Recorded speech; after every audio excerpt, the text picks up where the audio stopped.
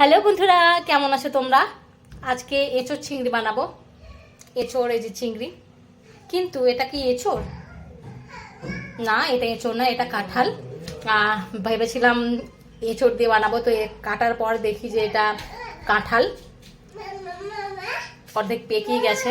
কিন্তু যখন বলেছি এঁচোড় চিংড়ি বানাবো, তখন এঁচোড় চিংড়ি না হয় কাঁঠাল চিংড়ি সই। তাই তো দেখো, কেটে নিয়েছি, ছোট ছোট টুকরো করে নিয়েছি। আলু টুকরো, চিংড়ি মাছ, আর এখানে জিরে, তেজপাতা, শুকনো লঙ্কা আর গরম মশলা, গোটা গরম মশলা থেতো করে নিয়েছি। হ্যাঁ বলো। আর এখানে রাখছি লবণ, হলুদ গুঁড়ো, গরম মশলার গুঁড়ো আর লঙ্কার গুঁড়ো। আর এখানে সব কিছু মশলা একসাথে বেটে নিয়েছি, জিরে, ধনে, আদা, রসুন, পেঁয়াজ, সব কিছু, আর পেঁয়াজ কুচি। এর তেল আর জল তো আছেই। চলো, আমি একটা পাত্রে জল নিয়ে নিয়েছি, গ্যাস অন করে দিচ্ছি। এবার জল গরম হলে তার মধ্যে আমি আলু দেব, কারণ যেহেতু এঁচোড় পাকা, এঁচোড় না কাঁঠালই বলো, আধা পাকা কাঁঠাল, তো আগে আলু আমাকে সিদ্ধ করে নিতে হবে, তারপরে আমি এই কাঁঠাল দেব, এঁচোড় বলছি না। চলো, জল গরম হোক। জল গরম হয়ে গেছে, এবার আলুর টুকরোগুলো আমি দিয়ে দেব, কারণ আলুগুলো মোটামুটি হাফেরও বেশি সিদ্ধ হওয়ার পরে তারপর আমি কাঁঠাল দেব।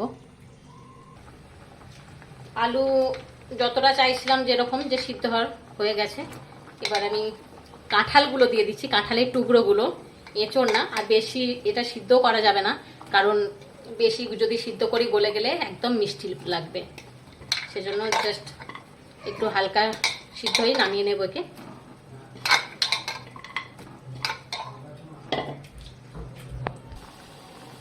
সিদ্ধ হয়ে গেছে, এবার আমি নামিয়ে নেব, এই যে তুলে নেব একটু ছাঁকনির সাহায্যে, আস্তে আস্তে জল ঝরিয়ে। তারপরে হ্যাঁ মা,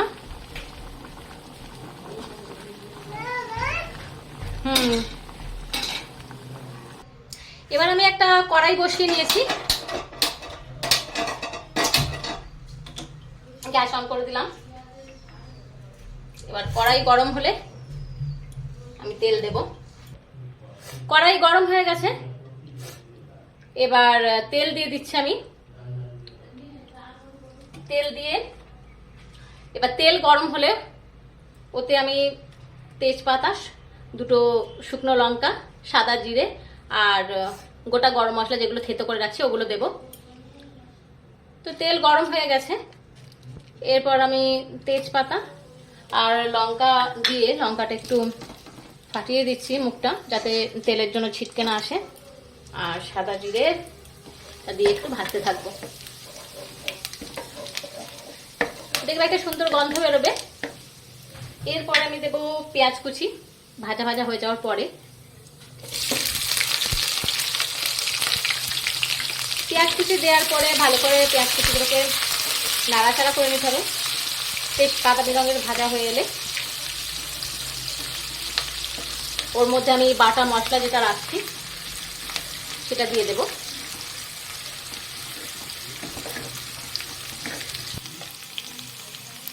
বেশ বাদামি রং হয়ে এসেছে, এবার বাটা মশলা যেটা সেটা দিয়ে ভালো করে নাড়াচাড়া করে নেব। মশলা বেশ ভাজা ভাজা হয়ে এসেছে, এবার চিংড়ি মাছ দিয়ে দিলাম।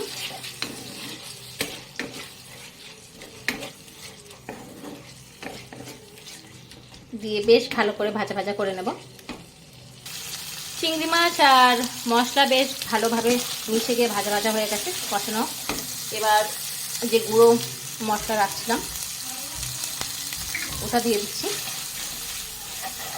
দিয়ে ভালো করে মিশিয়ে নেব।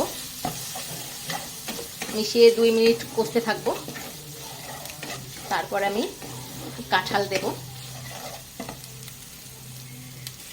বেশ ভালোভাবে কষানো হয়ে গেছে, এবার কাঁঠাল আর আলুর টুকরো যেগুলো সিদ্ধ করে রাখছিলাম ওগুলো দিয়ে ভালো করে মিশিয়ে নেব। আমার ক্যামেরাম্যান এই দুটো ভিডিওতে থাকছে না, সেজন্য একাই খুব অসুবিধা হয়। আলু কাঁঠাল বেশ ভালোভাবে কষানো হয়ে গেছে, এবার পরিমাণ মতো একটু জল দিয়ে দেবো, বেশি না, বেশি দিলে একদম গলে যাওয়ার ভয় থাকবে। আমরা তো এঁচোড় চিংড়ি খাই, এবারে কাঁঠাল চিংড়ি আমিই বানাচ্ছি, তোমরা দেখবে আবার তোমরা বানিয়ে খাবে।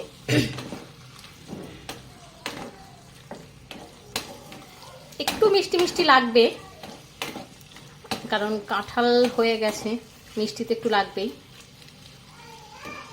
আর একটু জল দেব, ফুটে উঠলেই নামিয়ে নেব। বেশ ভালোভাবে ফুটেও গেছে আর আমার কাঁঠাল চিংড়ি হয়েও গেছে। এবার আমি নামিয়ে নেব। তো এই রেসিপিটা যদি ভালো লেগে থাকে, না আগে নামাই তারপরেই বলি, নামানোটাও দেখো। তো বন্ধুরা, এই রেসিপিটা যদি ভালো লেগে থাকে তাহলে একটা লাইক করো, কমেন্ট করো, শেয়ার করো, আর প্লিজ আমার চ্যানেলকে সাবস্ক্রাইব করো। আর বাড়িতে বানাও এরকম কাঁঠালের চিংড়ি, এঁচোড় চিংড়ি না কিন্তু এটা কাঁঠাল চিংড়ি, আমি আগেই বলে দিয়েছি। তো দেখাবে পরের ভিডিওয়ে। টাটা।